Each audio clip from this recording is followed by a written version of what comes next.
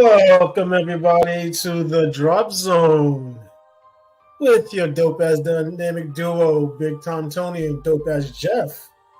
How you doing today, buddy? I'm doing pretty good. I can't really complain. It's really nice up here in PA. It's very, very nice up here. So finally, it's been going cold to warm, and then we had a stretch of rain for a while, and now it's finally actually warm. Sweet. So how you doing there? Pretty good. It's gonna be a fun edition. It's gonna be an NFL draft recap edition. So, Yep. NBA playoff. A little bit of Roger Goodell in there. Yeah. And then we got draft recap. The Roger Goodell one is gonna surprise you. Mm-hmm. Yeah, I'm ready. I saw his name. I was like, yes. But it may not be what I expect. You never know. Mm-hmm. Anything's still possible. All right, so let's get into it. Our first topic of the night is going to be NBA playoffs. This is going to be one of the fun topics I'll be waiting to discuss. Mm-hmm. Playoffs have been absolutely crazy. Absolutely crazy. Yes, they have. We'll start with your Knicks series. You guys have gone up 3-1 now. You guys won those first two at home. Yeah, you go into Philly, and Embiid, he had a 50-point game, but in my opinion, he should have been ejected. Yes.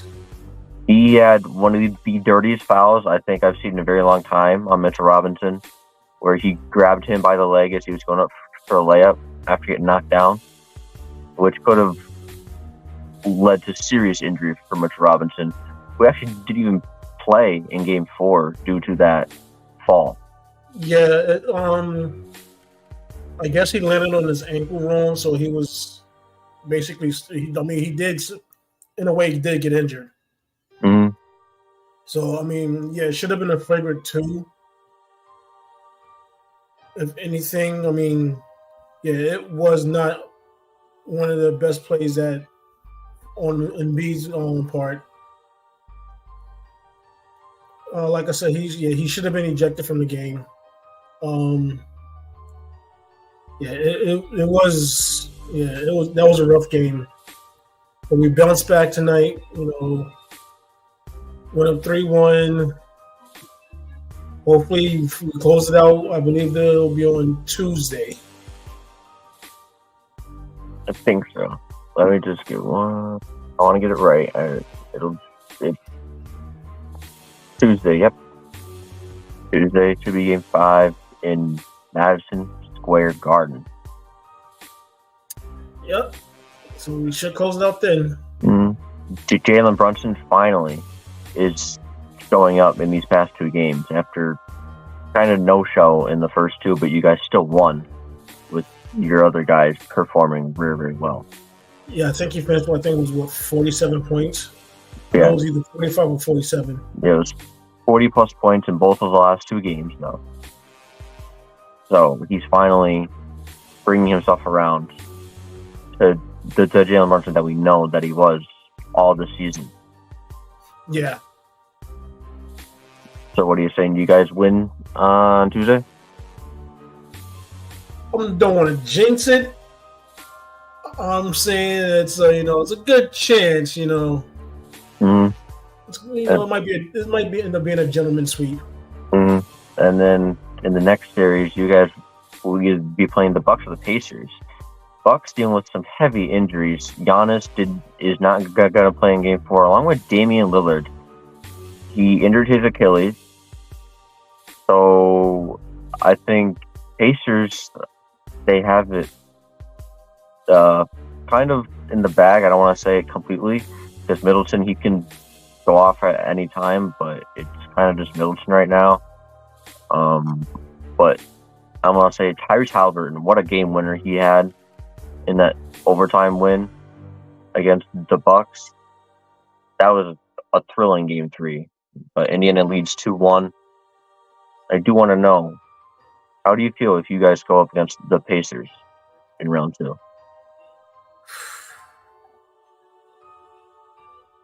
I mean, either team would be a tough matchup. The Bucks would probably have an easier chance because they're not fully healthy. The Pacers are somewhat. I mean, once again, it's the playoffs. No one is 100% healthy, but the Bucks are more healthier than. I mean, the Pacers are more healthier than the Bucks are right now. Honestly, from a basketball point, I think the Knicks fare well better against the Pacers than they do the Bucks. But that's if the Bucks is healthy. So I mean, who do I really want to see? I mean, it really doesn't matter. I mean, I think we're still, whoever we're faced with, I still have confidence that we're going to beat them and end up in the Eastern Conference Finals, facing maybe the Celtics, unless your Miami Heat could pull off some more magic. Yeah, that's a perfect segue into, we'll talk about the Heat Celtics next. We did win a game since our last podcast. We actually did win a game, putting up a franchise record 23 three-pointers on 49 attempts. That was incredible shooting. I'm so happy that we actually won. But then we fell back into our normal ways back on Saturday, losing by 20 points at home. I mean, Celtics just have so much scoring around. Again, without Jimmy Butler, Terry Rozier, Josh Richardson, Delon Wright now. He has personal family matters going on. So that's another player that we don't have. Whereas the Celtics are practically fully healthy and should have no reason to lose unless they beat themselves, which is we've seen them do. Yeah. So can we get another game? Maybe, but I don't think we're going to win another game at Boston. I'd say if we win Game 4, I feel a bit more confident. But I think you guys will get another game. Like I said, it was funny because the minute I seen that they won, I text you immediately. Mm-hmm. And I'm glad that it was on a Wednesday. It was one of my 2 days off, so I was able to actually watch the game. And I was happy. I was very, very happy. And I told you, I goes, see, I knew it was going to happen. Yeah, I told you, your damn Miami always fucking do it every single fucking year, no matter who they play. And you're right. You're right. So, again, can we get another game? Yes, but in the end, I think Celtics are definitely going to pull out this series. Yeah, I mean, I'd say in 6 if we get one more. Without Butler, the Heat's not going to win the series. But I mean, a lot of people was expecting them not even to get a game. So, and of course, they took Game 2. So, I just got an alert on Damian Lillard. Palmer says Doc Rivers not ruling Lillard Achilles out for the rest of the series versus Pacers. So I guess he's going to try to play it out. We know how that turned out with Kevin Durant did the same thing. Mm-hmm. So, I mean, he needs to be careful with that because, I mean, he could go from being out for just the remainder of this playoffs and recovering, coming back beginning of the year to being out for a complete full year. And then some. Mm-hmm. Because Durant was out for a good almost a year and a half. Yeah, Achilles is an injury that you don't mess around with. It's one that you just don't. And, I mean, I don't know when players will learn that. I understand it's the playoffs, but you need to take sacrifices, but this is a huge sacrifice to lose over a year of your playing career. And Dame sadly, he doesn't really have much time left of his prime. Exactly. And, Giannis is hurt. Middleton, he can get hurt at any time. Why risk it? You guys are down 2-1. And I'm sorry, this isn't your year with how the East is stacking up. Your Knicks, the Celtics. And then in the West, you got all those powerhouses in the West. So it's not their year this year. So why even risk a whole season potentially if he injures that Achilles even more?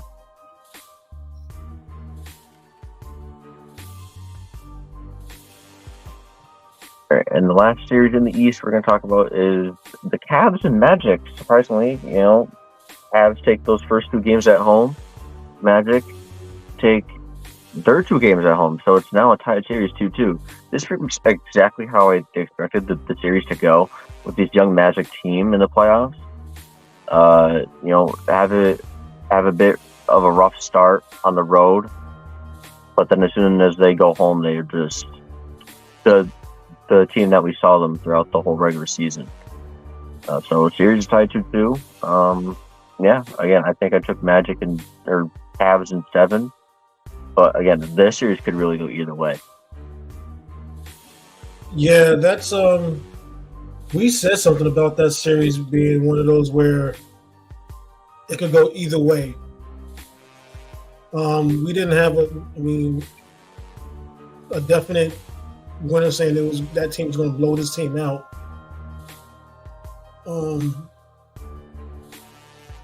I think I did pick the Magic to win it. I think I went in 6 or 7. But like you said, the way it's going, it's going to be hard to tell. Mm-hmm. All right, and then in the West, I'm going to go with the most boring to the most interesting. But most boring playoff game or series right now is Thunder and Pelicans. Thunder up 3-0. It's pretty much a wrap. Again, Pelicans without Zion Williamson, so that's a big key of why they're not looking like the Pelicans that we have seen. And the Thunder are just too good. Shea, Chet, both Williams, Josh Giddey, just everyone is playing very, very well. So, again, it's no surprise that they're up 3-0 right now. Okay, just a quick interruption. We do have a breaking news. Did you hear about Tank Bell from the Texans? Yeah. Apparently, he was wounded in Florida with, I guess there was an altercation. So from what I'm seeing is Texas announced wide receiver was released from hospital with minor wounds after altercation in Florida. So he was one of the victims shot by a kid that had a gun. So once again, it's fucking kids with guns again in these big crowds. Mm-hmm. So that's the only thing I got right now that came across my phone. If anything else comes up before we get off the air, I'll quickly announce it. Mm-hmm. But right now they say he's fine. He just has minor wounds, which is the best probably possible outcome in this situation.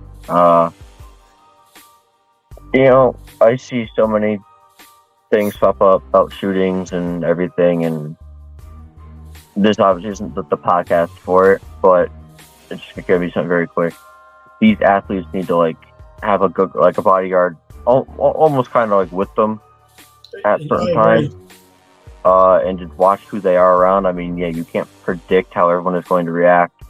There's got to be some kind of gun laws to restrict how many guns are out there and just how many shootings are happening. And that's all I'm going to say on that, but I'm very glad that he is okay, and it was just minor injuries in this situation. It could have been a lot worse.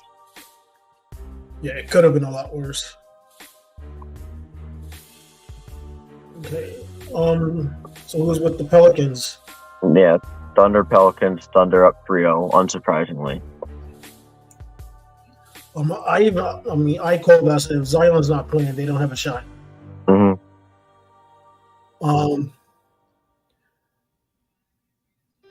Yeah, they're that series is one of the series that's already done and over with. Yeah, and speaking of Thunder, their head coach has won Coach of the Year. I'm not even going to try to say his name, Mark, but I'll just say his Mark and something else. Well, I don't know what his last name is, but he has officially won Coach of the Year, which is well deserved because that team has overperformed than what I expected them to do with such a young team in the West. Yeah, that team way overperformed. Nobody expected that team.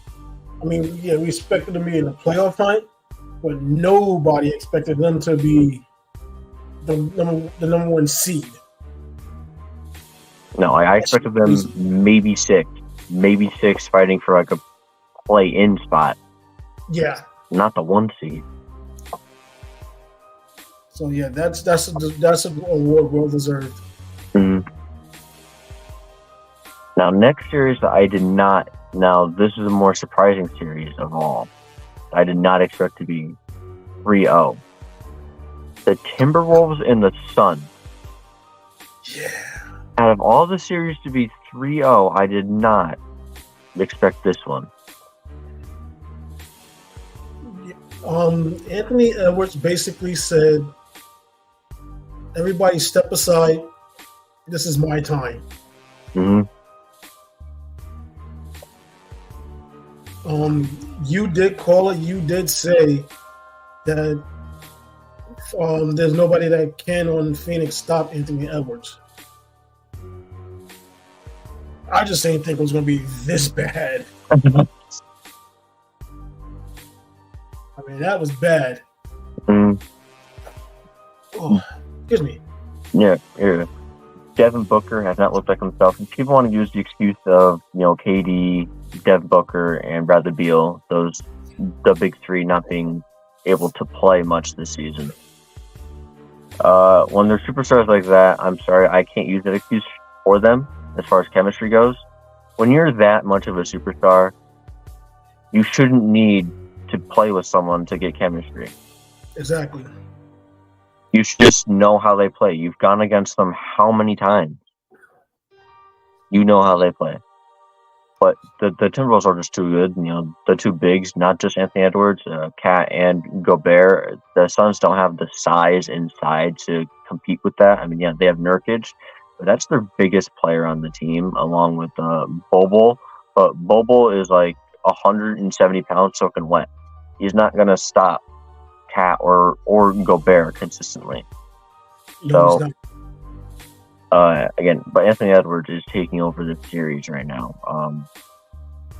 There's really no defensive presence on the wing for the Suns other than Josh Okogie is the only one I can even think of, but he doesn't even start. So, I don't know who else is supposed to try and stop Anthony Edwards because he's shooting over Kevin Durant, draft fucking Kevin Durant. He doesn't care who's guarding him. He is going to work on them every single game. And Suns might get lucky and win game 4 at home tonight, but I think this series is a wrap. There's no way they come back from 3-0. I mean, even if they win tonight, they're still not going any further. I mean, if they get a game, it's because it was a pity game. The Timberwolves felt sorry for them. Would you call this Suns team the biggest disappointment this year out of every team in the league?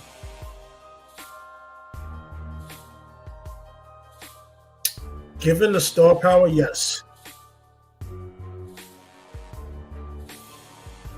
I agree. Because they just have 3 stars and then Nurkic, which is a good center to have. Then they just kind of just left the bench to just be whatever, and they expected the stars to do it all.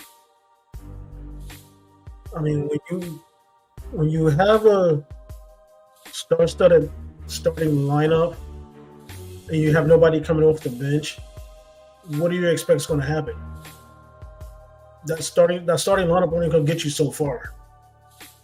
Eric Gordon is like the only one I can really think of. Eric Gordon, Bobo, like I said. Yeah, but Gordon's like what in his like 17th NBA season. Yeah. yeah. I don't even know the. He's been there for a while. Yeah, he's been in the league for a while. Because he was there before Derrick Rose got in the league. Mm-hmm. He was starting shooting guard, the point guard. Yeah, they have Grayson Allen as well. He's not much of anything special. Well, they just signed him to a big ass contract. Yeah, no one else even worth mentioning. They have Isaiah Thomas again.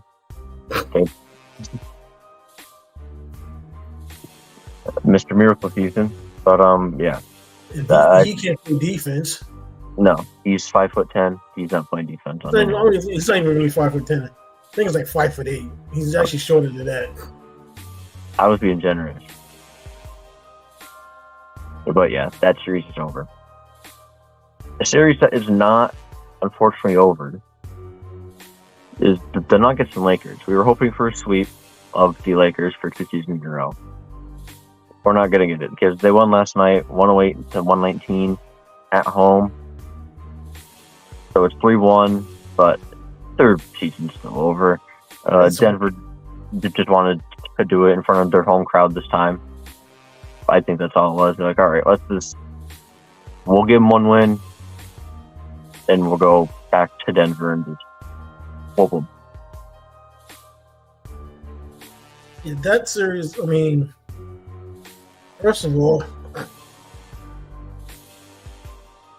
I got to talk about your boy LeBron. He's not my boy. That's for damn sure. He's not my boy. He's the opposite of my boy. You can go ahead because then I have someone else I want to talk about. But you can go about LeBron.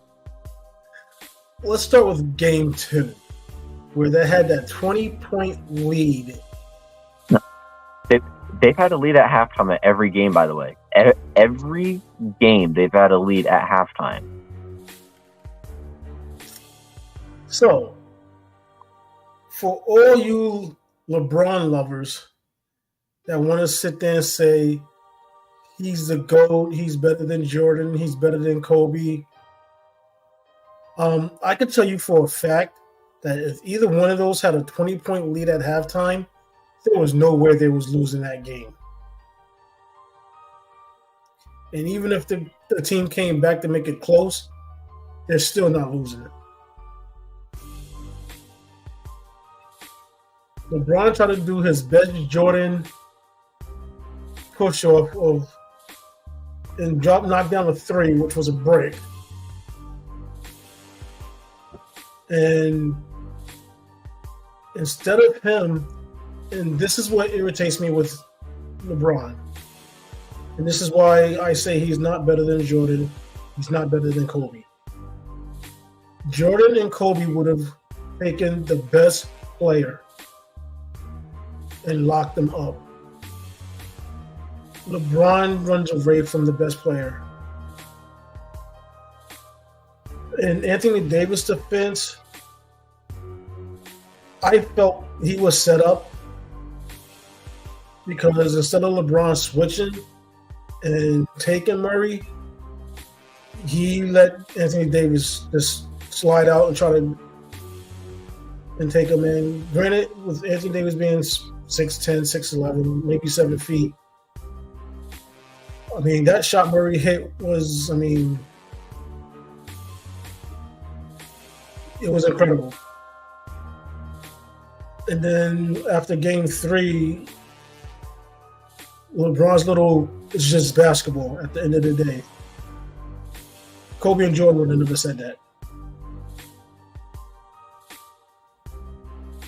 Those words would have never came out of their mouths.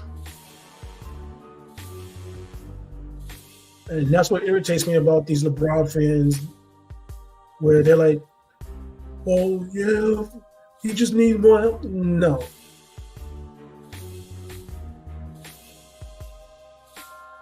He doesn't need more help. He just needs to learn how to. He basically just needs to retire, plain and simple.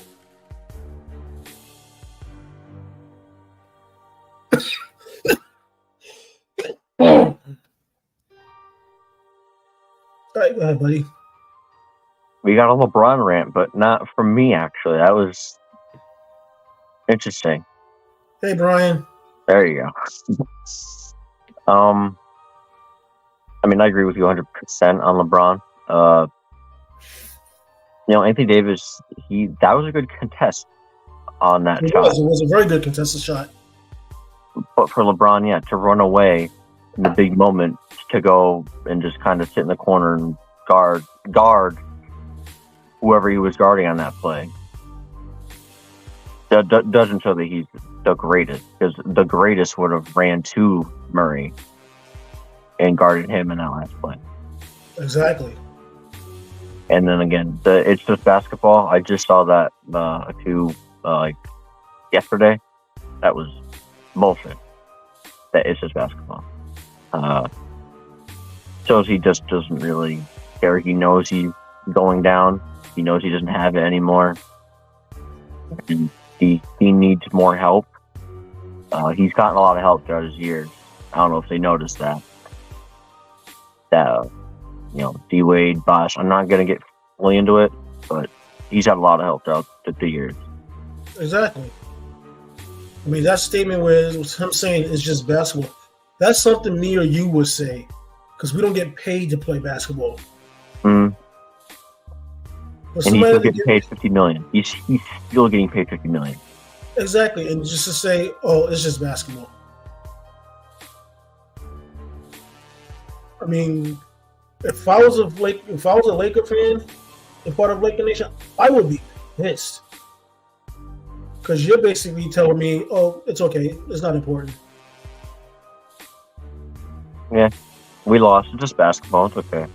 Yeah, it's okay. Yeah, I mean, it's only the 11th time in a row we lost to this team, but yeah, it's okay. It's just basketball. Like, through MJ and Kobe, I was going to talk about my guy, Jimmy Butler. He would never, ever say it's just basketball. He would say, we got next game. Don't let us get another one. Don't let us get one. Not that it's just basketball. I mean, no great player would have said that. No. Magic, Larry, none of them would have said that, oh, it's just basketball.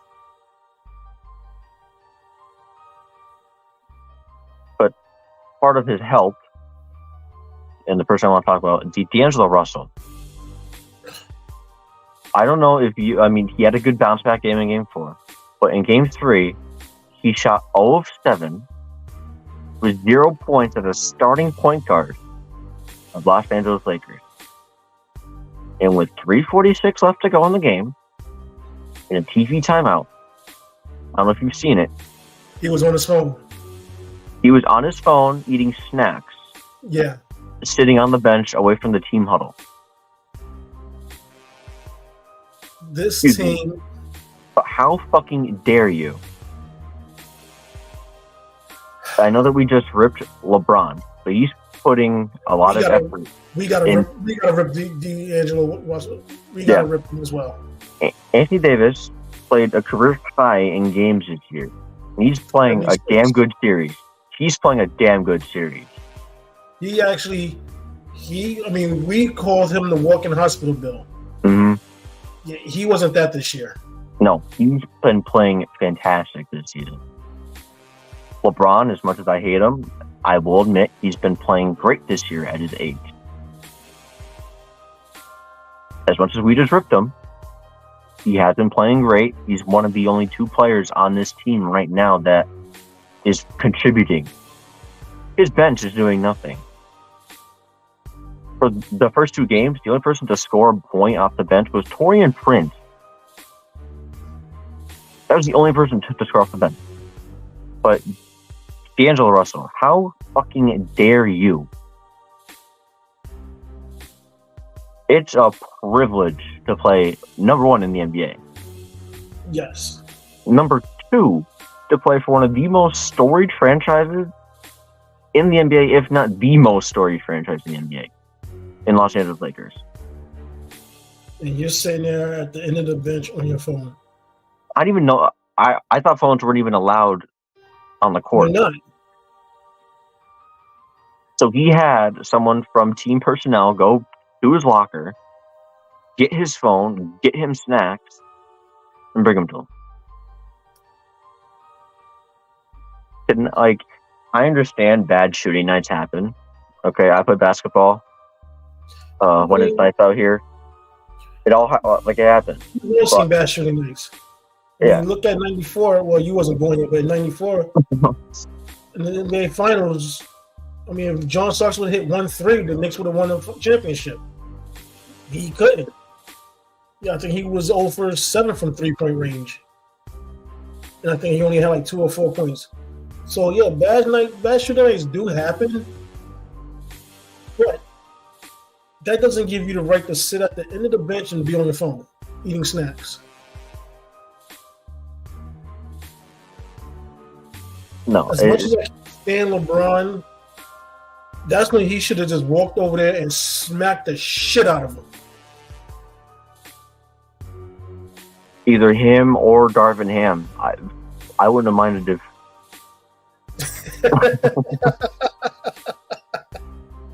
Okay.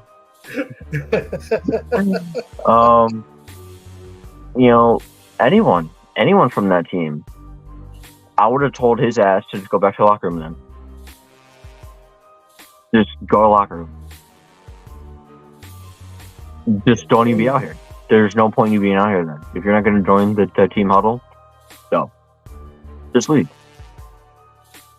I mean, there's been times where LeBron has basically, not paid attention in the huddle. Same thing with Anthony Davis, but there's a difference. Those guys, put up numbers and stuff like that. When you put up 0 points, your ass better be in the huddle like this. Yes, coach. Yes, coach. Yes, coach. Okay, right. Yep. Not sitting on the mat like this. Yeah, just like he had phone in right hand, snacks in left, and he's scrolling. So he's on his phone scrolling through social media, whatever. It's complete bullshit. That team needs to be just blown up, period. Mm-hmm. Because you can't have that. I would not want him back on the court on my team. Yes. Yeah, we're talking about D'Lo. Now, I'm not putting the Lakers 3-1 deficit completely on him. There's a lot of other issues with that team. But that's just unacceptable. When that starts happening, that's just, that team is just bound to fail. Oh, yeah. They're going to fail anyway. But, again, he had a good bounce back game.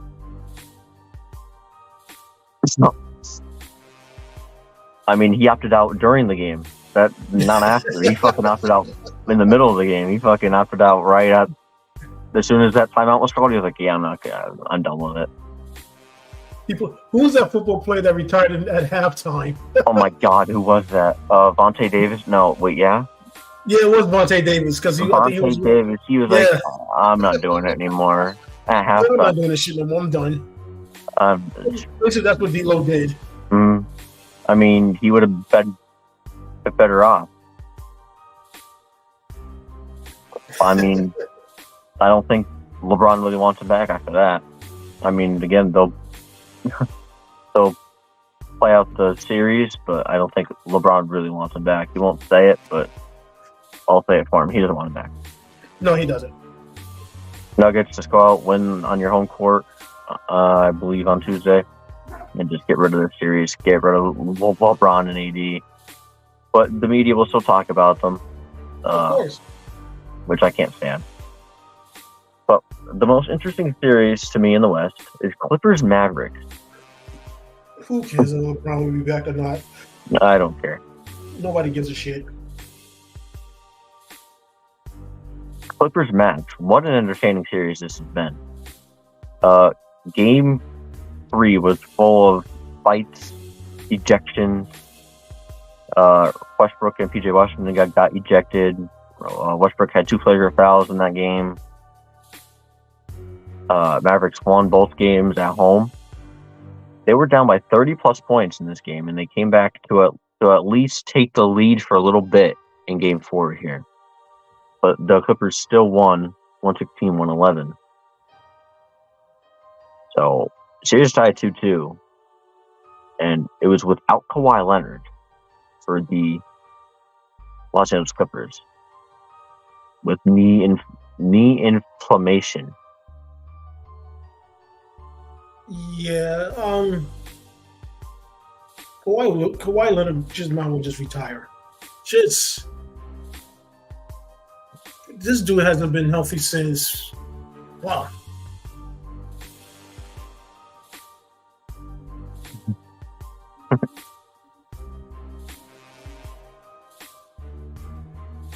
Yeah, we just talked about KD and those sorry ass Suns right now. Yeah, but I mean, Kawhi Leonard is just retire because you haven't been healthy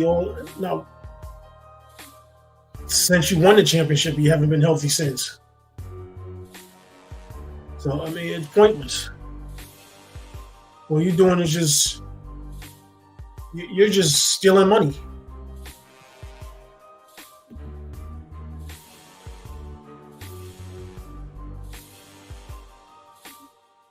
Like this regular season, he was somewhat healthy, and then just at the end, he did get injured, and then that's what's been bothering him. But PG and James Harden, I think they had 32 points each, so big games from them. And this series goes back to Los Angeles tied 2-2. This could go either way. I'm hoping for Mavericks. I like that Mavericks team.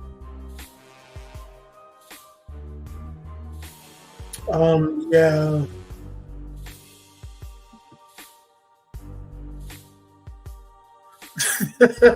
Okay.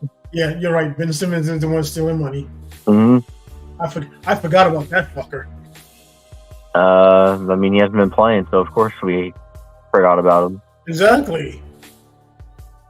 I forgot he still had a contract. All right, are we to move on to Mr. Roger Goodell, and then we'll get into the NFL draft? Of course. All right, so your good buddy, Roger Goodell. My good buddy, Roger Goodell. All right. Jackass. Yeah, you could take over since this is your guy, your topic. So, for once, as it has become accustomed that anytime Roger Goodell's name is mentioned, you pretty much know it's going to be an angry rant. This time, I honestly gotta say, this decision that he's trying to get pushed through, I'm kind of okay with it to a certain point. So, here's what's going on. He said on the Pat McAfee show, I believe it was Friday, that he's pushing for an 18-game season. Now, I know you're about to say, wait a minute, they're already playing 17. How this is going to work? So he wants to cut the... Who the fuck are the Guardians? Did the Commanders change their damn name again? I think he was thinking of the baseball. I don't. Oh, okay. No, but I think he meant the Commanders, but he put Guardians by accident. So, here's what Roger Goodell has planned for that he's trying to push through. Oh, he said the padded helmet. Oh, okay, yeah. Baseball, Cleveland Guardians. He wants to cut down preseason games from 3 to 2. Extend the regular season to 18 games, but make it a 20-week season. So each team gets 2 bye weeks. And then he wants to push the Super Bowl back to President Day weekend. So that way, most kids already have President Day off. They don't have to go to school. Most office jobs and non-retail and restaurant jobs are closed as well for President's Day. So now you get the extra day off after the Super Bowl. I'm okay with that. But here's my problem. Now you're also putting players' health in jeopardy. Even though you're giving them an extra bye week, you're still putting them in jeopardy because you're giving them an extra game. Even though it kind of balances out because you're taking one away from the preseason game. But here's the problem with taking away from the preseason game is you don't give a lot of teams enough time to look at your rookies. To make sure they're fit for your team. So you're telling these team coaches that you only get 2 games to evaluate your rookies. I mean, that's kind of unfair to the coaches and to the rookies. But as a football person myself, I mean, the fact that we getting football extended, I mean, especially for our podcast, because our podcast basically run off the football season, yeah, we're good with it. So, like I said, this is the one time I'm not damning Roger Goodell. I'm just commending him. I'm okay with that. Like I said, once again, I don't like the fact that you put a player's health in risk, like make them play extra games during the regular season. But, I mean, the extra 2 weeks off, I mean, the only way I can see them fixing it even better is give it the Thursday night games. Mm-hmm. Anyway. But then that takes away their money from the Amazon Prime deal. Fucking aside. But I don't mind that. I think with every choice or with every,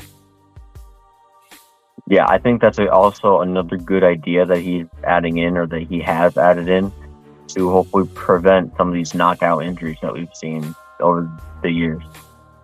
But well, hold on. The football padding over the helmet is mostly during practice and practices. Okay. The helmets they're using in the game has the padding is actually inside. It's not over the helmet. Okay. Yeah, I mean, I agree too. I hate cutting preseason. I mean, we've already cut it down. It used to be 4 games. Now it's down to 3. Now, if Dell gets us to go through, it'll be down to 2. And it's right. You do get guys like Victor Cruz that would have never made a team on a 2 preseason game schedule. No. So you're giving teams just a training camp and 2 preseason games to see who they want to pick for, I think, a 53-man roster? Yeah. Have fun. Because I'm sorry, but those 4th round, 5th round guys, a lot of them aren't going to make it. It's going to be big names that are going to make it.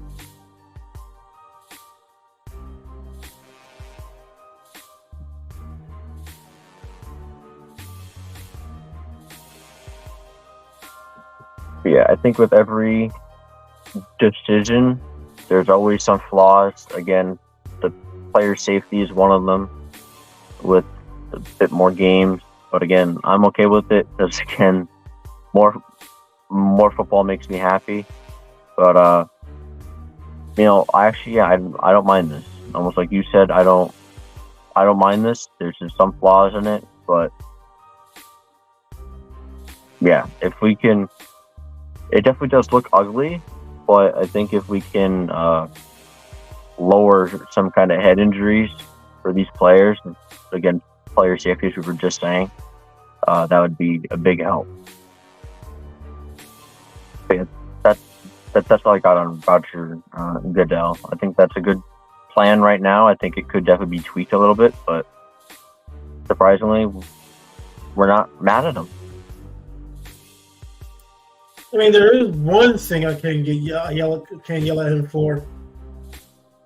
What? These damn international games. Mm-hmm. I'm gonna cut him a break this time. That'll be for a different topic. Mm-hmm. I'm not gonna praise the guy and then dash him in. I'm giving his due diligence for this one time. Mm-hmm. Because I'm pretty sure there's gonna be more that I'm gonna end up cussing his ass out for. Mm-hmm. Yeah, 60 is an even number. I don't know what 53. Why that's such an odd number. I have no idea. I think 60 is actually a good number. Like you said, I think it's a very good number. Whereas 53 is just very weird and just odd. Doesn't really make sense. Yeah, that just... It doesn't make any sense. All right, are you ready to get into the NFL draft recap? So let's just go by team and then we'll grade them and see, who we thought their best pick was and who their worst pick was. All right. Well, first, I'm just gonna go in alphabetical order because that makes it easier. Arizona Cardinals. I mean, obviously, I think everyone's gonna say that their best pick was Marvin Harrison Jr. at number 4. They drafted Marvin Harrison Jr. out of Ohio State, defensive end Darius Robinson out of Missouri, Max Melton, cornerback out of Rutgers, Trey Benson, running back out of Florida, Isaiah Adams, guard out of Illinois, Tip Riemann, tight end out of Illinois, Elijah Jones, cornerback out of Boston College, Dorian Taylor Demerson, he's a free safety out of Texas Tech, Xavier Thomas, he's an edge rusher out of Clemson, Christian Jones, offensive tackle out of Texas, Tayshaun Palmer, wide receiver out of UAB, and Jaden Davis, the defensive back out of Miami with their last pick at number 226. So, what grade would you give them? Looking at it, they got what they definitely needed. Wide receiver, cornerback, running back, and offensive line is what they needed. I think that they did a very good job of getting that. I'd give them, I'm no draft expert, but I'll give them probably about a B. I think that they did a good job, again, of getting what they needed in this draft. Some cornerback help, some safety help, running back, and, again, getting Marvin Harrison Jr. is a big plus with that. So I give him B. Okay. Like I said, Marvin Harrison Jr., that was a great pickup. I was hoping he would fall the 6. Didn't. The pick I didn't like that they made was Darius Robinson, the defensive lineman from Missouri. I don't think that was a smart pick, just for the simple fact, their offense is what need help.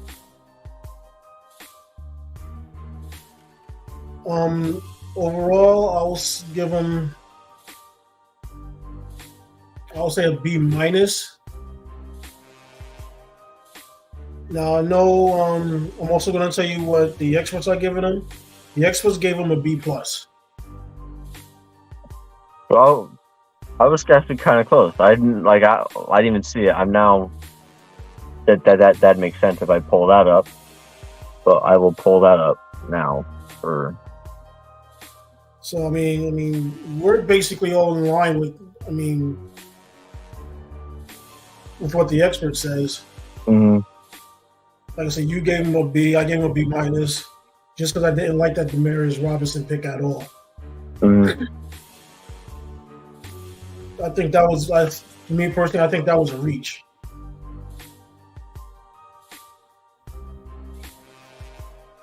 Now, it's fantastic that this team falls next. The Atlanta Falcons had, I think, the biggest blunder of a draft I think we've seen in a long time. Yes. With their 8th overall pick, they picked quarterback Michael Penix Jr. when they just signed Kirk Cousins to a massive contract.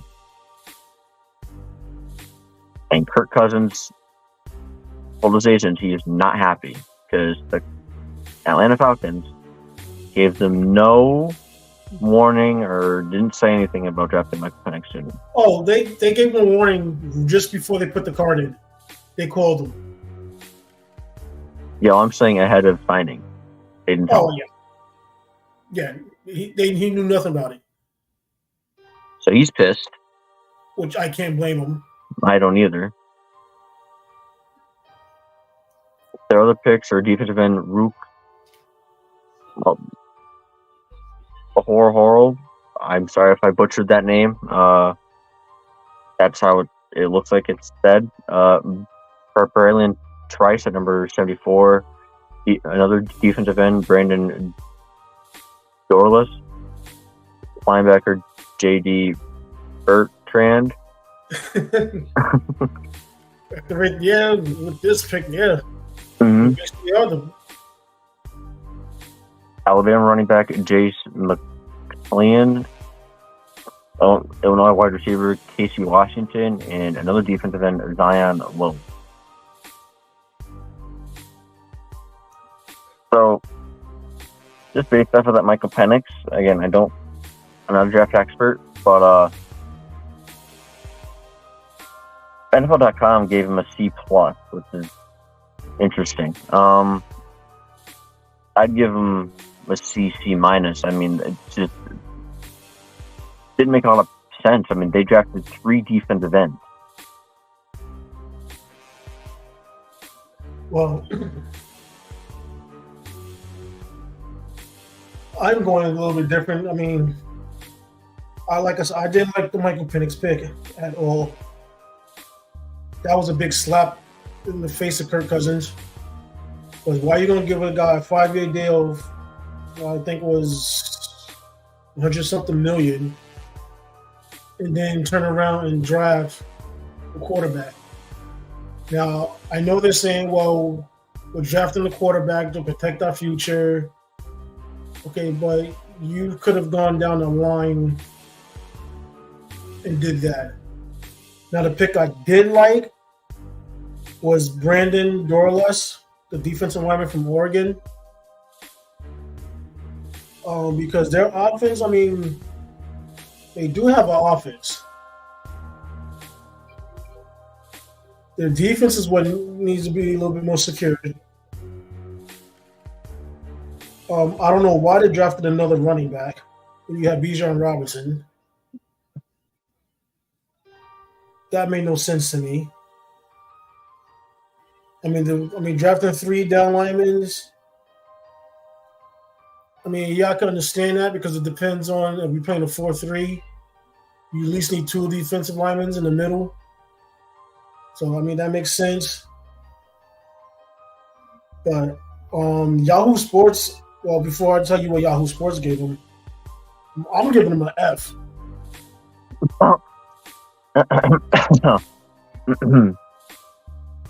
Because that draft just made no fucking sense whatsoever with them. Yahoo Sports gave him a D-. Wow. So, I mean, yeah, because it made sense to nobody. I mean, it says, I'm going to read you what it says for the Falcons. And this is coming from Yahoo Sports itself. Baffling. Pretty baffling use of the 8th overall pick. After signing Kirk Cousins, it was a bit of a shocker for the Falcons to use the pick on a backup quarterback rather than take someone who can play this year. Which does make sense. Unless the Cousins signing is a total disaster, it will be years before the Falcons see Michael Penix Jr. on the field. This is not ready for resource allocation like that. The Falcons also failed to grab a cornerback in this draft because their corners are depleted. Mm-hmm. But they made some very solid picks along with the defensive line, which is what I said. That should help them finally stabilize that position group. The defensive line picks are the only thing keeping this from being a grade F. They are brutally honest. Holy shit. So basically, they would have gave him the same grade I gave him. They were just being nice because they of the defensive linemen. Like I said, I love the fact that they did pick the 3 defensive linemen, but the Michael Penix pick basically just ruined everything. And that's the reason why I gave him an F, because it was fucking pointless.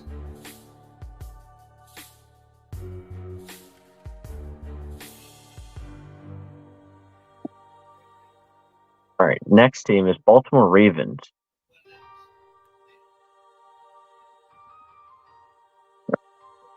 All right, they got Clemson's defensive back Nate Wiggins, Washington offensive tackle Roger Rosengarten, Penn State linebacker Adisa Isaac, North Carolina wide receiver Devontae Walker, Iowa State defensive back TJ Tampa, Marshall running back Rasheen Ali, Kentucky QB Devin Leary, Michigan State center Nick Samak, and Purdue defensive back Sanusi Payne.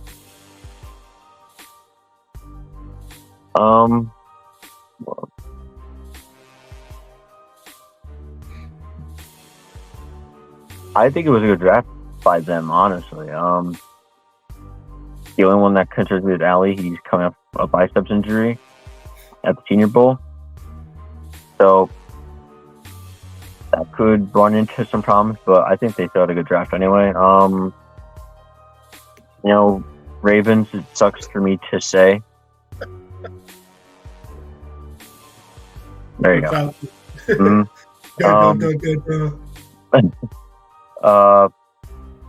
a Steelers fan, it sucks to say that they had a good draft, but I'll give them a B plus, A minus, maybe. Get in that range. So I gave him a B plus.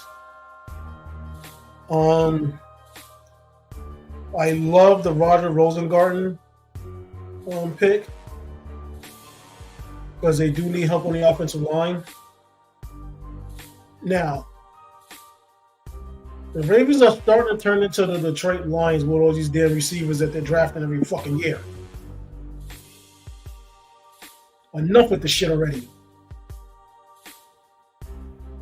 Devontae Walker, I felt they didn't need to draft him. Because I felt that was kind of pointless. Nate Wiggins, I thought they should have took Rosengarten first and then Wiggins. Because like I said, you need to protect, Lamar Jackson. You did it again. You need to protect Lamar Jackson. But overall, yeah, I gave him a B plus as well. What did Yahoo give him? Yahoo gave him a B plus. NFL.com gave him a minus. Our next team is the Buffalo Bills. They drafted Florida State wide receiver Keon Coleman, Utah defensive back Cole Bishop, Duke defensive tackle Dwayne Carter, Kentucky running back Ray Davis, Georgia center Cedric Van Fran Granger, Washington linebacker Edufon, not even going to say his last name. Mm-hmm. Yeah, I made a mistake. Second time doing that. That's the second time doing that now. Troy defensive end Javon Solomon, UCF offensive tackle Tylen Grable, Penn State defensive back Daquan Hardy, and offensive tackle Travis Clayton, number 21.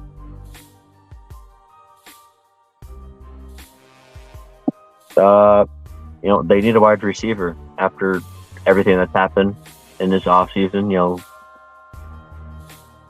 Diggs is no longer with them. I think Gabe Davis is no longer with them. So I really like the pick of Coleman here, they really needed a wide receiver. So that they got him.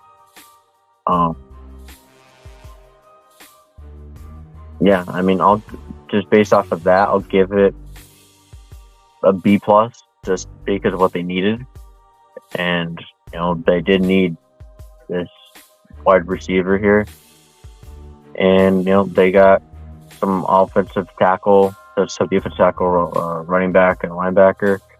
So I think they got what they needed, and they didn't, I don't think, really reached on anybody. I don't think they reached on anybody, but they was all over the fucking place. The Keon Coleman pick I like, considering, first of all, what was he thinking trading out of the first round pick? That right there has my head scratching right there, because I'm trying to figure out, okay, you have a first round pick and you're trading down, and you trade further down until out of the first round, which makes no sense. When you could have gotten, I mean, unless it was a financial reason why they did it, because I know the first round is guaranteed money. But like I said, the Keon Coleman was a good.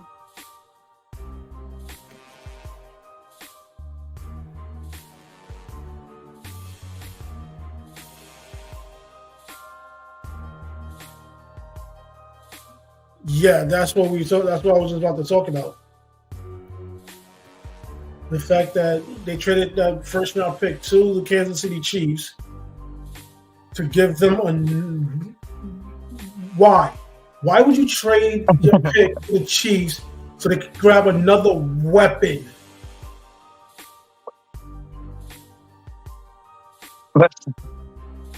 Can somebody make this make sense? So you help out the team that you struggle with the most by allowing them to get your first round draft pick so they could pick another weapon. The fastest player in the combine history, that now you're going to have to try to figure out how the fuck you're going to have to cover him. Of course, they're just being nice. Can somebody make that make sense? No one can make it make sense, Tony. And the fact that they drafted another running back is puzzling to me as well. Based on the fact that they traded their first round pick, I have to give them a D. But dummies.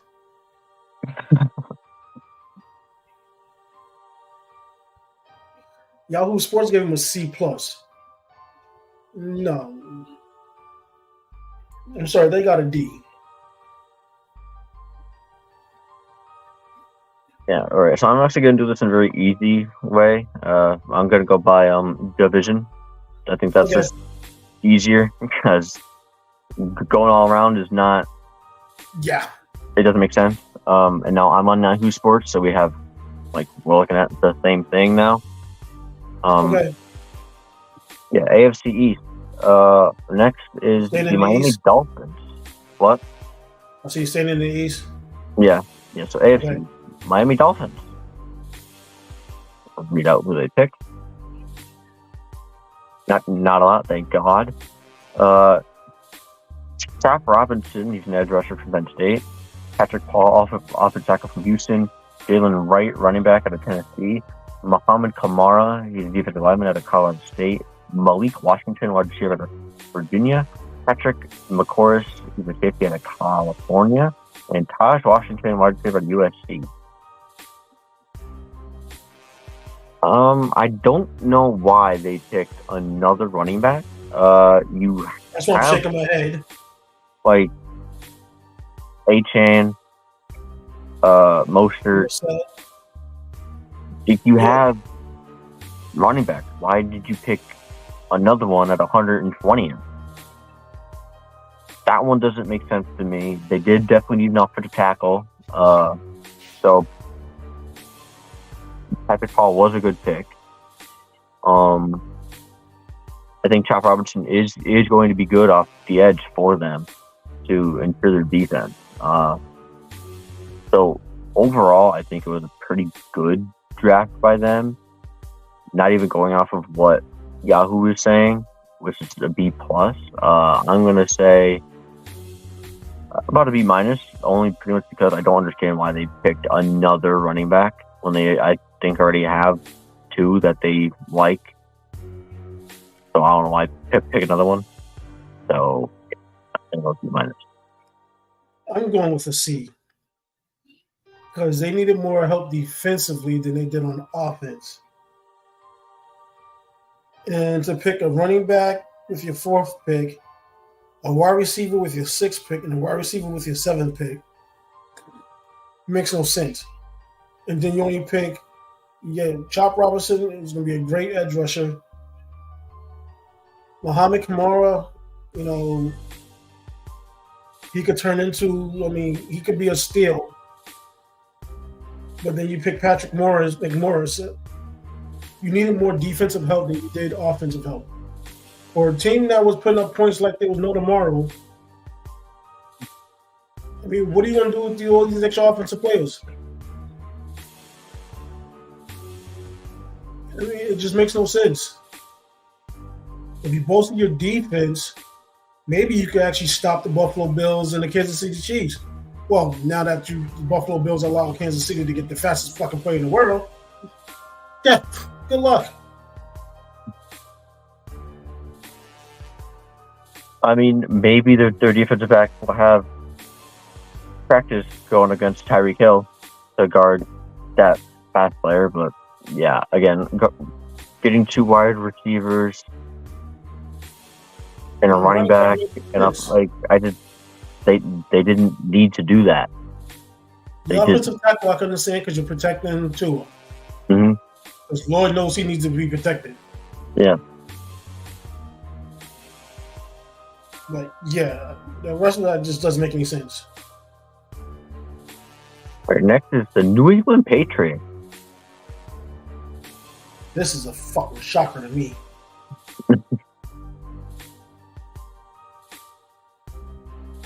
With their first pick, they picked quarterback Drake May out of UNC, wide receiver Jalen Polk out of Washington, offensive lineman Caden Wallace out of Penn State, another offensive lineman Jaden Robinson out of Texas A&M, wide receiver Javon Baker out of UCF, cornerback Marcellus Dial out of South Carolina, another quarterback Joe Milton III out of Tennessee, and tight end Jaheim Bell out of Florida State.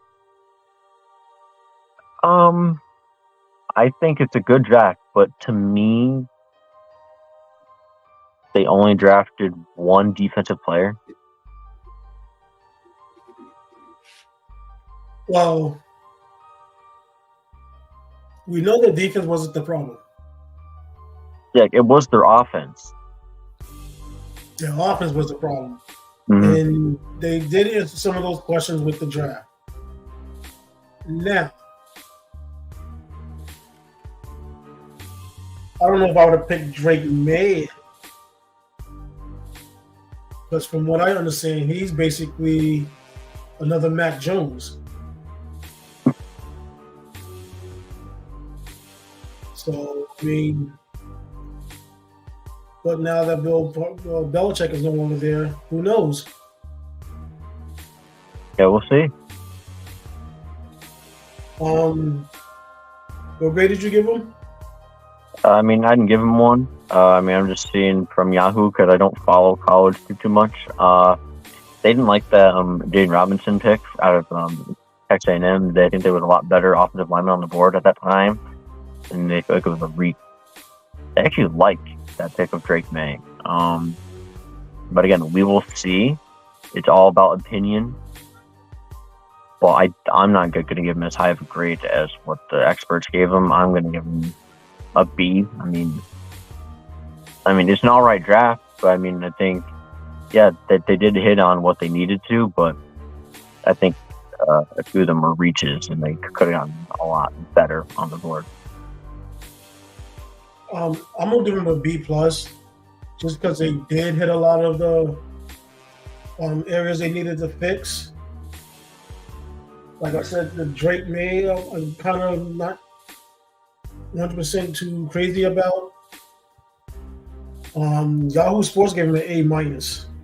Yeah, I know that that's what I said. I'm not going to give him what the experts gave him. Yeah, that's for sure. I mean, I'm giving him a high grade because they did answer a lot of the questions that they had holes in. Hopefully, once the season starts, we'll see.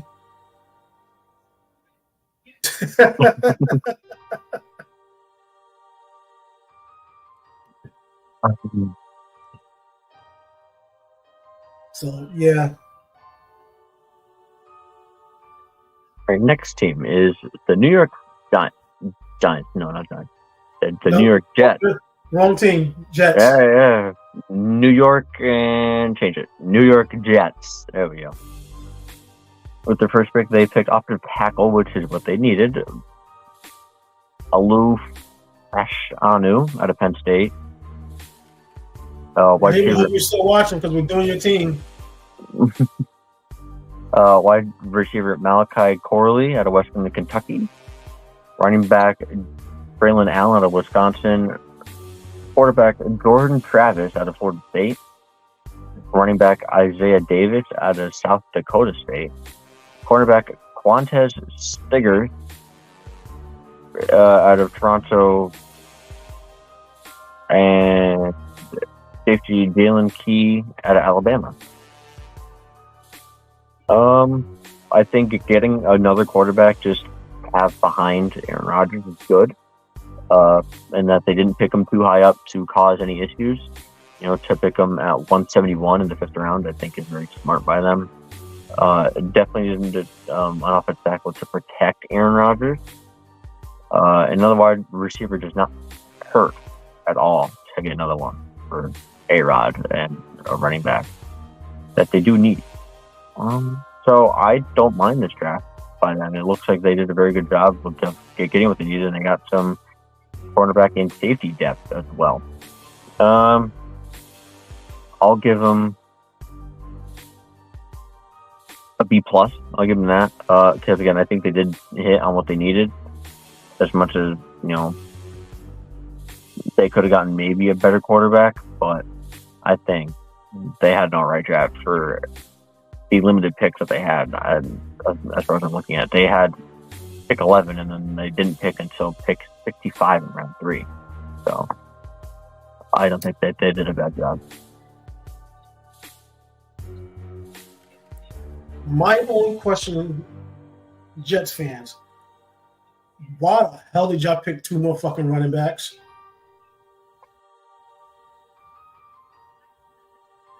I mean, would they have? Oh, yeah, they have Hall. I mean, I can understand 1, but 2? Have them compete, and then, they'll pick 1, maybe. And then you only picked up 2 defensive players. But, I mean, their defense is good already. Their defense is really good. We know they have a stout defense. But, I mean, you don't need, it's going to be, 5 running backs now?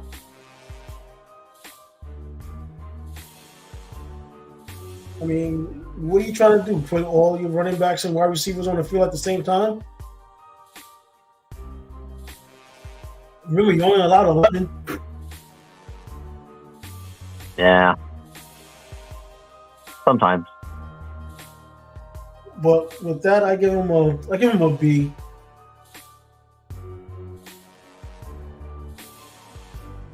Yahoo Sports gave him a B minus. So yeah, we're about right there. Right, we already talked about the Ravens and the AFC North.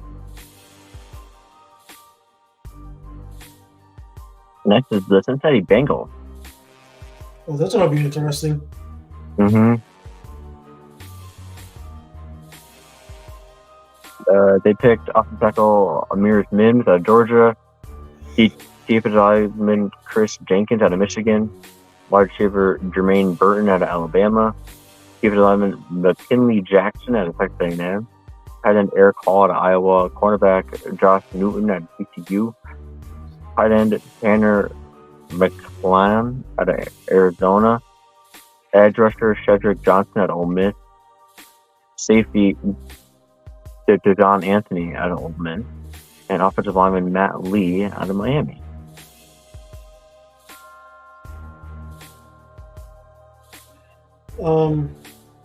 Hey, Cincinnati, can you address, your offensive line?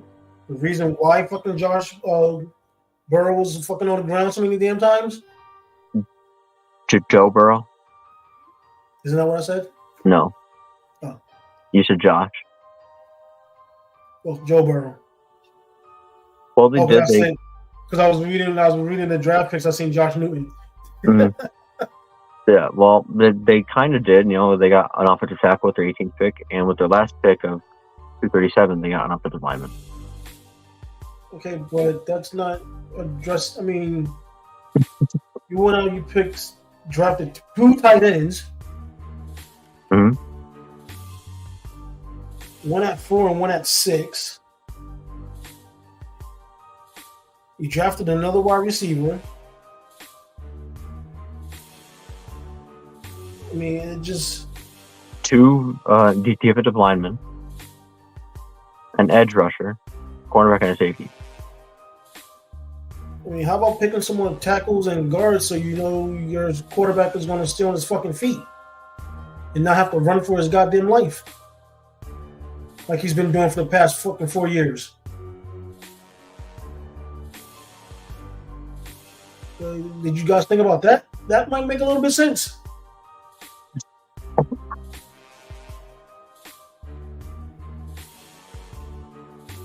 If that's I gotta give him a C. I know y'all who's supposed to give him a B plus, but no. Because I personally felt they didn't address what they needed to address, which was keeping Joe Burrow on his feet and healthy. Yeah, they didn't address that. So I'm like right with you. A C minus maybe, because they didn't get what they needed. Exactly. I like the other one. I mean, the players that they picked I'm fine with, but again, you didn't address your offensive line. The one thing that's been causing you guys to lose. Because Joe Burrow is either running for his life or getting his head knocked off. Mm-hmm. I mean, you got to protect the guy that's throwing the ball. Having all those other weapons is useless if he can't get them the ball. Next is the Cleveland Browns. Oh, fuck. This shit show. Right, so they had 6 picks, and they picked 2 defensive linemen, offensive tackle, wide receiver, linebacker, and a cornerback. I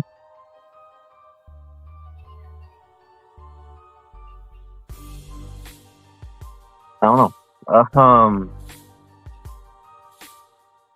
It looks like they try to pick one of every position. Yeah, they really tried to. But with their 6 picks, you can only pick so many.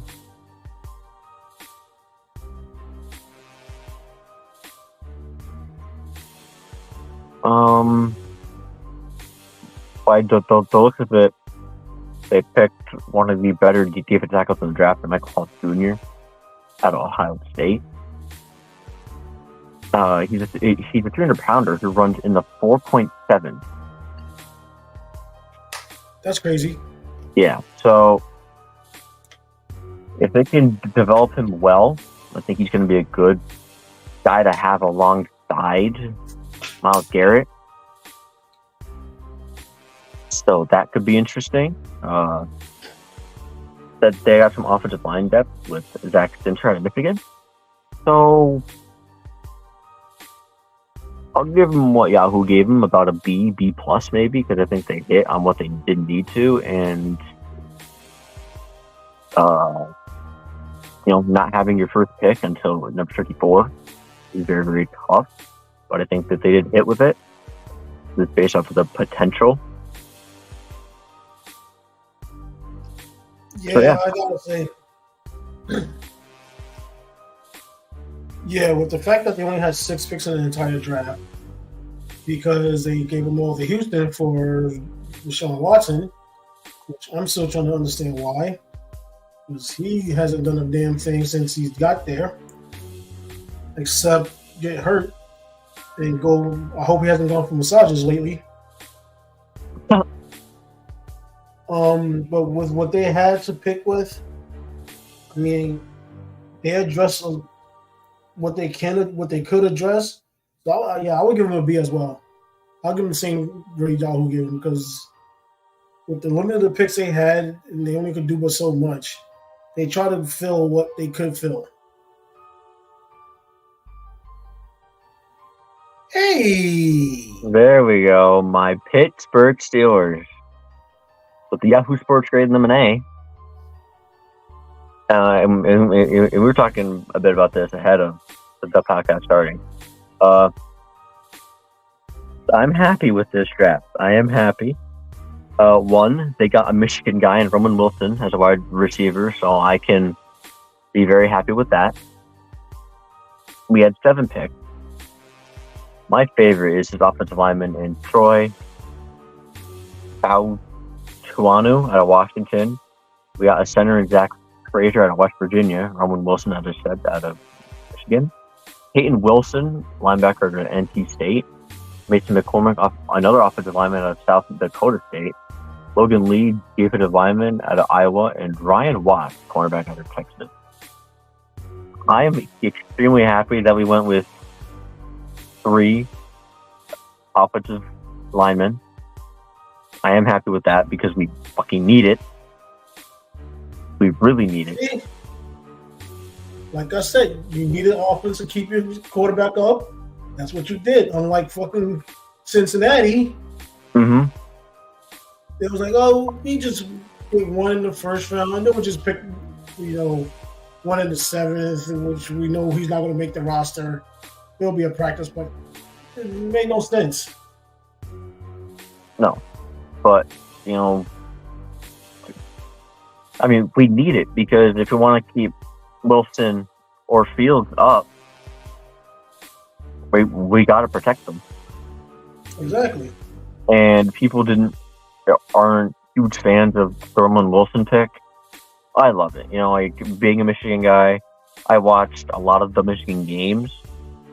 I really like Roman Wilson. I think he's a good wide receiver to have alongside Pickens. He'll be a great number 2. Yeah, and Fryermuth. So I like what we got there. I like Peyton Watson, that linebacker at NC State. I picked number 98. I think we hit with pretty much every pick in this draft. I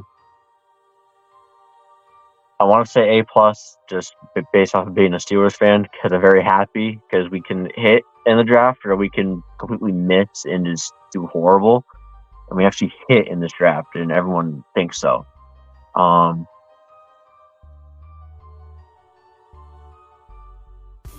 go with A with what the Yahoo Sports says, but the Steelers fan inside of me wants to say A+, but I'll give him an A.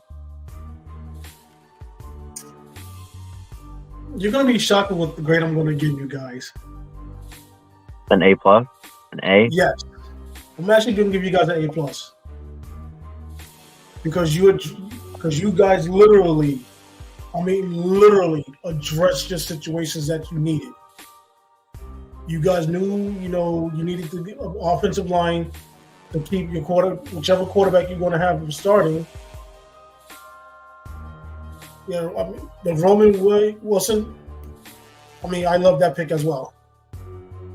But like I said, the fact that you guys knew you needed offensive help on the offensive line to keep either Wilson or Fields upright so they could get the ball down the field, and not be getting up, looking out their ear hole was smart.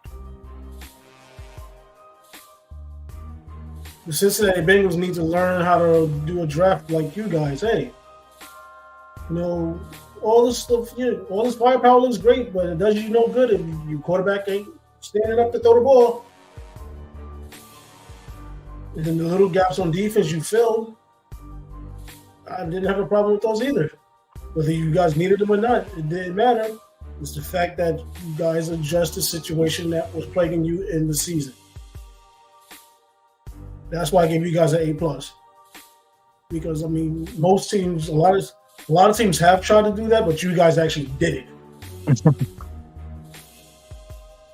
Yeah, you talk about the QBs. The big issue, along with our QBs, is a running game as well.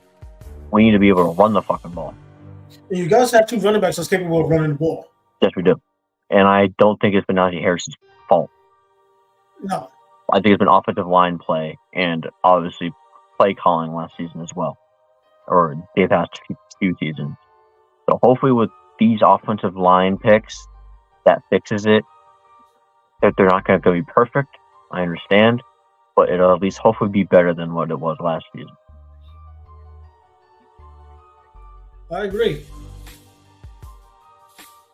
Yes, I'm very happy. I'm very happy with this pick. And my manager at my work is also a Steelers fan, and he's like, "Did you see what we picked? Did you see what we picked? We got a fucking offensive lineman." He was happy. I was like, "Thank God." When I seen that pick, and that's when I seen who they picked, because before we end this, we need to discuss one thing real quick. The fact that 14 offensive players were picked before a defensive player was even thought of. One, it's amazing. That'll never happen again in an NFL draft. The fact that 6 out of the first 12 picks were quarterbacks is something that, again, that's never going to happen again. The fact that not one running back was taken in the first round. That's weird. Like that, I don't think I've ever seen that. And the fact that, if I'm not mistaken, I believe it was a total of, I think, 22 offensive players was taken in the first round out of the 32, I believe it was. So a lot of teams were addressing offense in the first round of the draft. So, I mean, and when the Steelers came up, I was like, oh boy. I wonder if Jeff is pissed or he's going to be happy about this. Because if the Steelers don't address the offensive line, I know he's going to be pissed. Yeah. If we didn't, I would have had words on this podcast. I would have had fucking words if we didn't address the offensive line. And as soon as I seen that first pick, I was like, oh, he's going to be excited. He's happy. You know me well enough now that if my team doesn't do right, I won't hold back. I'll come on here and fucking lose my shit. All right, I'm not gonna go through every team because that's gonna take us for fucking ever. We'll go through the important teams, if that's okay with you. Let's just, because it's almost 8:30, so let's just hit my team and let's hit the NFC East. Okay, yeah, let's hit NFC East. I do wish. I'm not gonna say it. I'm not gonna say it. I almost said it. It's a surprise for you guys for next week.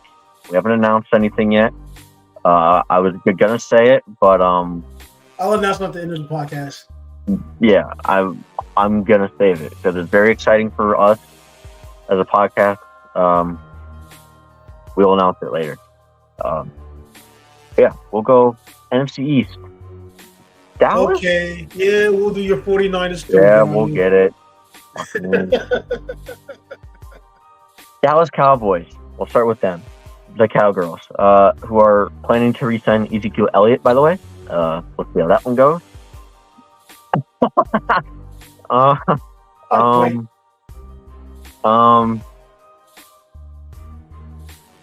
They went out and got offensive line help to replace Tyron Smith. They got Cooper Beebe, defensive line / edge rusher, Marshawn Nealand out of Western Michigan. Offensive tackle Tyler Guyton out of Oklahoma. Linebacker Notre Dame, Maris Luafu. Cornerback out of Wake Forest, Kalen Carson. Wide receiver out of Southern Missouri State, Ryan Flournoy. Offensive lineman Nathan Thomas out of Louisiana Lafayette. And defensive lineman out of Auburn, Justin Rogers. They went offensive lineman heavy here in this draft. Well, you know why? Because they didn't do anything during free agency. Yeah, so they really needed to. Yeah, and they lost one of their offensive tackles. So I think they did address what they needed to as far as offensive line. Linebacker they needed with the retirement of Lehighton Vander Esch, unfortunately due to his neck injury that he suffered last year.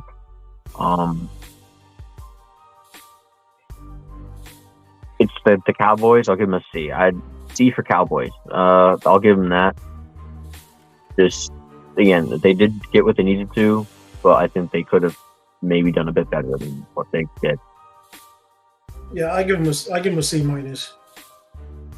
Just for the simple fact is they basically waited to the draft to address everything that's been going on. And we all know not every pick in the draft is going to be a bona fide hit. So you're taking a chance. I mean, granted, a lot of your money is tied up in Dak interception Prescott. But, you could have done something. And the fact that they're talking about bringing Ezekiel Elliott back, well, if I was Ezekiel Elliott, I'd tell him to kiss my ass.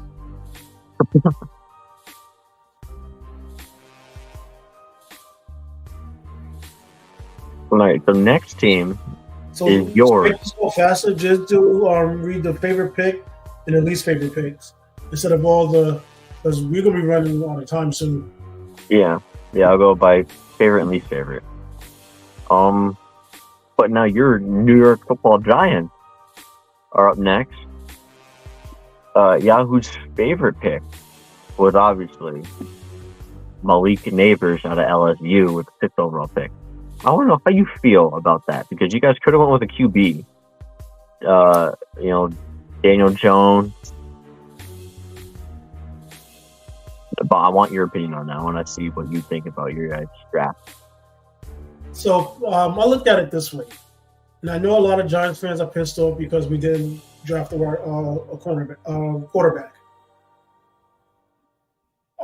Here's the thing. Okay, one of the biggest issues with the Giants was lack of speed.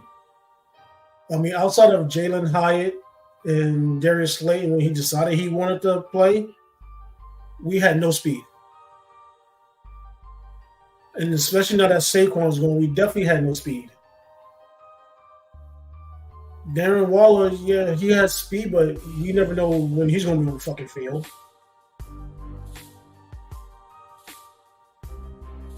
Sterling Shepard's not a speedster. He's a possession receiver. And most possession receivers don't have that type of speed. Wan'Dale Robinson does have speed, but he's not going to be the type that's going to blow past you. He's the type that once you catch it, you're going to have a hard time catching him. Isaiah Hodgins, he's never been a speedster. So the only speed we had at our receiver, like I said, was Darius Slayton when he felt like it, and Jalen Hyatt, who I felt they didn't use enough. So my thing is, what is the point of going out and getting a quarterback if you have no weapons. If you can't get the ball down the field, what's the use? We already seen what Tommy DeVito could do with the Giants when he was in. He had no problem moving the ball down the field. We already know Daniel Jones is not going to be back for the start of the season. So it's going to be between DeVito and Drew Lock just until Daniel Jones comes back. Now, am I a Daniel Jones fan? Fuck no. Those who know me know I can't stand Daniel Jones. But maybe now that we got Neighbor, who's going to most likely be the number one receiver, with Slayton being number 2, and either Robinson or Hyatt being the number 3, which I'm hoping Hyatt be number 3 now because they'll put Neighbor, Slayton, and Hyatt, which all can run, to be able to challenge the secondaries. As long as you can get them the ball, because we've seen flashes with Hyatt. You get him the ball, he can make things happen. Same thing with Darius Slayton when he wants to. Now, Darius Slayton has a bad habit of, being wide open and dropping passes. Personally, I would rather get rid of Slayton, but so yeah. I mean, I'm glad that they chose a wide receiver, especially a playmaking wide receiver, which we haven't had since Victor Cruz and Odell Beckham. So, yeah, I'm perfectly fine with that pick. Okay, another pick that I do like that they don't have here is Theo Johnson, the tight end at Penn State. Darren Waller has come out and said he's not even sure about his future playing in the NFL. He's considering retirement. So to go out and pick Theo Johnson is very, very smart. One pick that they didn't like was Andrew Phillips, a cornerback out of Kentucky, with the 70th overall pick. Nitpicking that this isn't a bad Kentucky by any means, as it was the appropriate range for Phillips. Maybe the Giants could have picked up TJ Tampa, regardless. This isn't actually a bad pick. They just had to put a bad pick in there just to be a part of everything, just to have a bad pick, but they didn't even think it was a bad pick. They just had to pick one. Well, I really wasn't fond of the Phillips pick either. Because we necessarily didn't have to go cornerback unless they're looking to, because at corners, the Giants was pretty stocked at corners, especially with Deion Banks coming into his zone. Mm-hmm. And you got a Dory Jackson on the other side.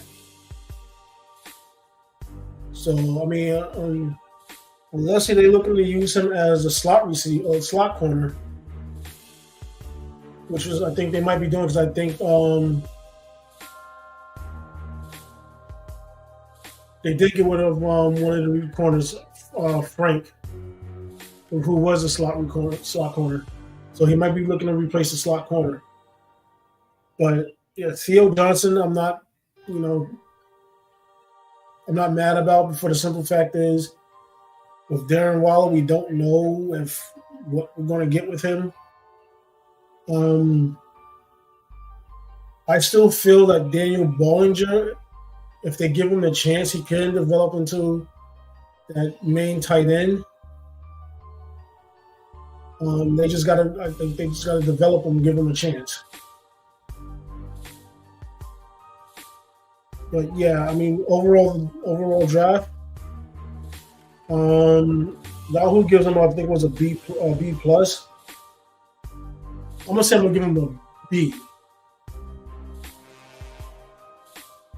Just for the simple fact that there is still stuff that we haven't addressed yet.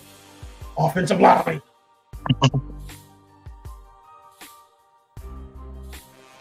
Yeah, I'll go with you. I'll give him a B. Sorry, but maybe a B minus. I just realized that they didn't adjust the offensive line in the draft once again. You have to say it on some picks, but then Yeah, they did not pick any offensive linemen. I can understand not adjusting the quarterback position, but at least get one or two offensive linemen. I mean, we really didn't need. I mean, the linebacker spots we really do. I think we'll find that linebacker. We didn't need another linebacker.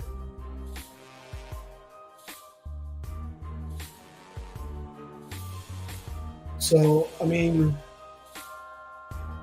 I know we lost Xavier McKinney, but we still had young safeties that could step up.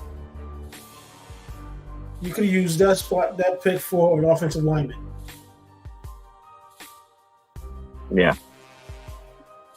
Especially on the right side, because, I mean, Andrew Thomas, I love him, but Evan Neal's, this is going to be year 3. He needs to either step up or get going.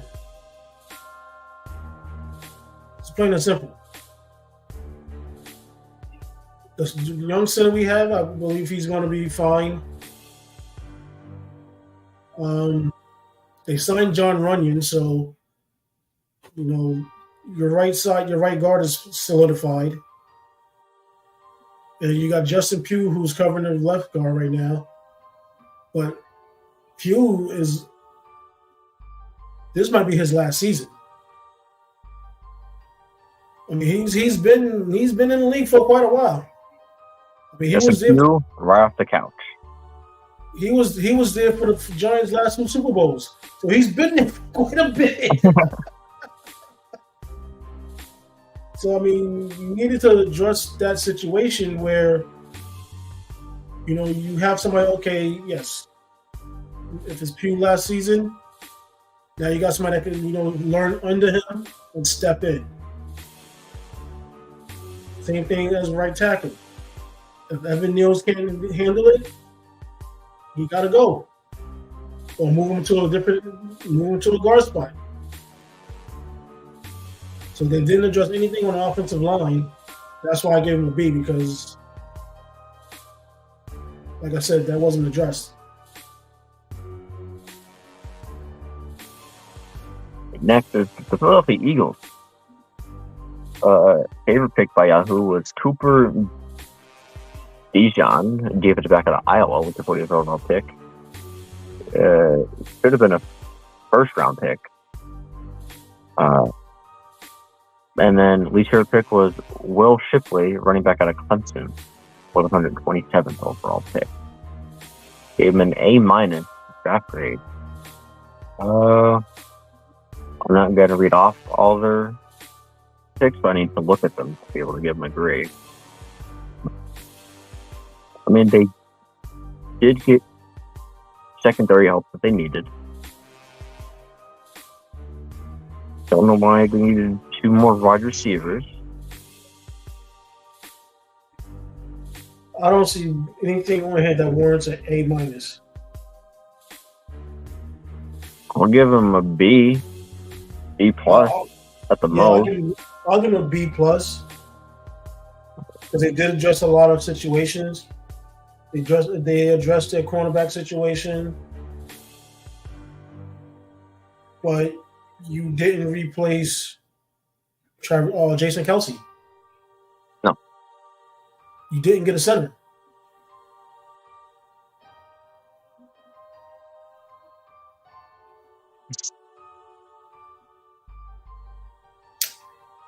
Idiot. You could use one of those spots that you picked a wide receiver and got a center. Mm-hmm.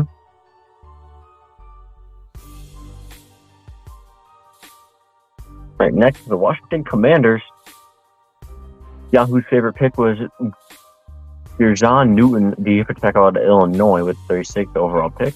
And the least favorite pick was Jaden Daniels, the QB, with their 2nd overall pick.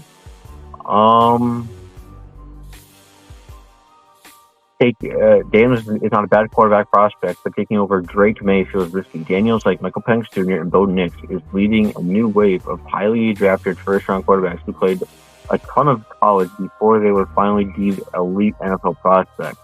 This could work as Daniels' rushing ability and deep ball accuracy give him a high floor.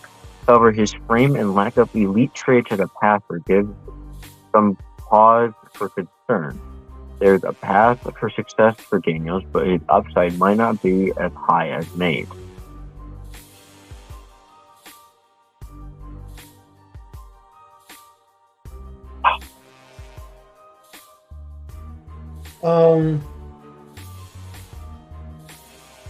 I kind of like the Jaden Daniels pick. I mean, I can understand where they're coming from, where they should have drafted Drake May.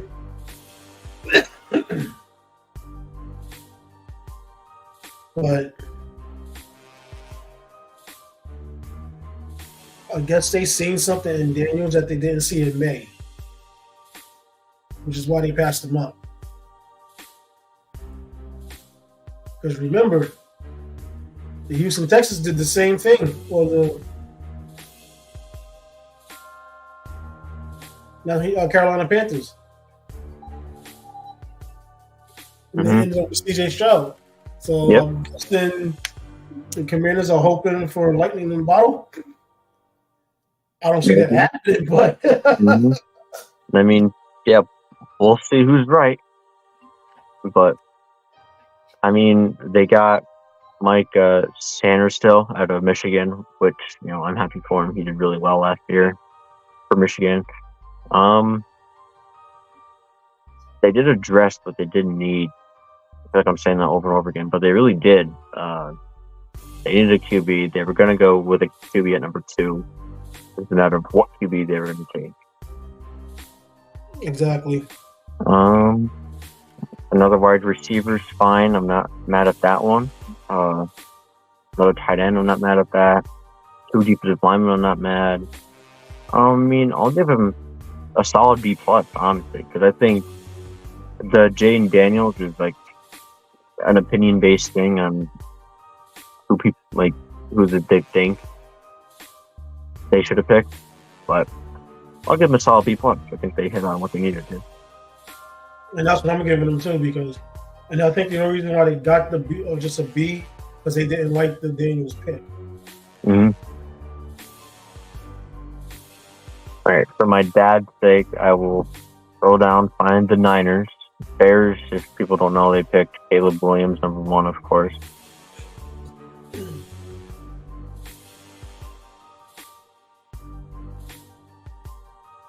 He's fun. I got him. I'll get them eventually. Rams, Niners. The favorite pick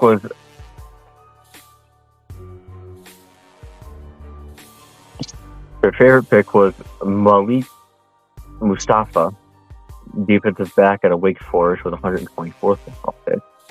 The least favorite pick was Isaac Granito, running back at Louisville with 129th overall pick.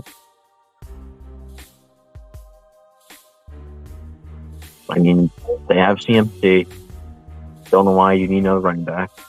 Yeah, I agree. They got another wide receiver, which is all right with the pending Ayuk situation, and if he's going to stay or not. So I'm not. With Deebo Samuels. Yeah, so I'm not really upset with that one. So, I mean, they actually got 2 wide receivers, 2 offensive linemen.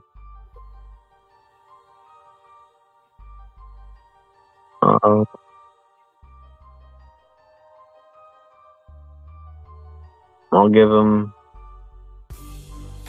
a B, possibly B+. I'm not going outside that high. I'm going right around where Yahoo's at. I'm going to give him a C. Just for the simple fact is,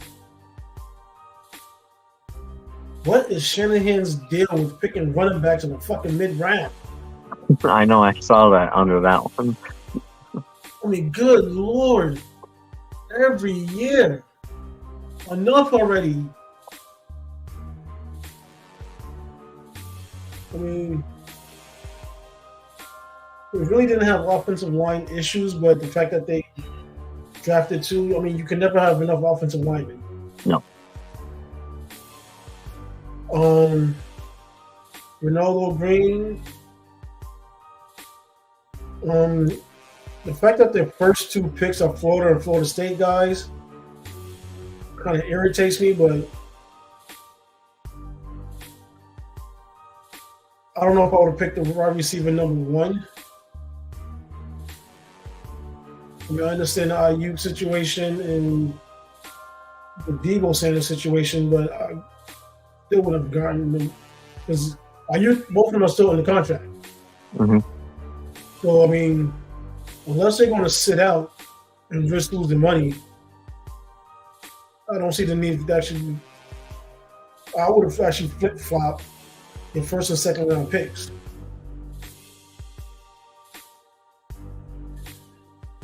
So, I mean, other than that, yeah, I can't give them no more than a C, maybe C plus. And that's being generous. Mm-hmm. Is there any other team you want to talk about? No, not really.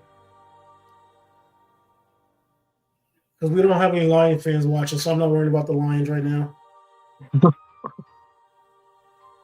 Sorry, Dakota, but yeah, no. So, now, we do, before we go up there, have some interesting news. I don't know if he's watching or not, but starting next week, we will be having a new co-host joining the Drop Zone. And the guy does come with a lot of credentials. He does have an NFL background, not as a player, but he has interviewed a lot of rookie prospects, and we can't wait to have him on the show starting next week. So next week we'll be seeing three of us, and our new co-host his name is Patrick, and so hopefully come the NFL season, because once again you'll have three of the biggest NFL members here, because it's going to be an interesting season, especially given the fact that we all three have different teams. We're not going to say what team he likes yet. But yeah, it's going to be, I'm looking forward to it. I know Jeff's looking forward to it. I have spoken to him. He's looking forward to it. Yeah, it's going to be very exciting. No, not Pat McAfee. I wish. Yeah. Imagine that one. But no. I wish that we had him here for this one, because I think he specializes in the draft. With the prospects, so he would have been able to give a more in-depth talk about some of these players that we talked about. Yeah, he actually wanted to be on this episode, but he had family obligations that he had to attend to first, and of course, family always comes first. Yep. Yeah, family and personal health comes first. I mean, sometimes with you, the personal health can wait, but hey, I don't mind doing the broadcast from the hospital. Yeah, I know. Yeah, I'm very excited to be able to work with him, someone with the high credentials that he has. It'll add more to this podcast and help me gain more knowledge as well into the game of football that I already need, that I don't know. But yeah, it's going to be fun. I'm looking forward to it. We're all looking forward to it. Yep. So with that said, once again, make sure you hit the subscribe button, hit that bell notification so you know when we're on. And as always, if you're on Facebook, Every Sunday you're gonna get a post from us now that we're back full time. When we're basically pretty much an hour before we're on the air is when you see a post. So for Big Time Tony and Dope Ass Jeff, we'll see everybody next week. Bye. Every week, guy. Later, Brian.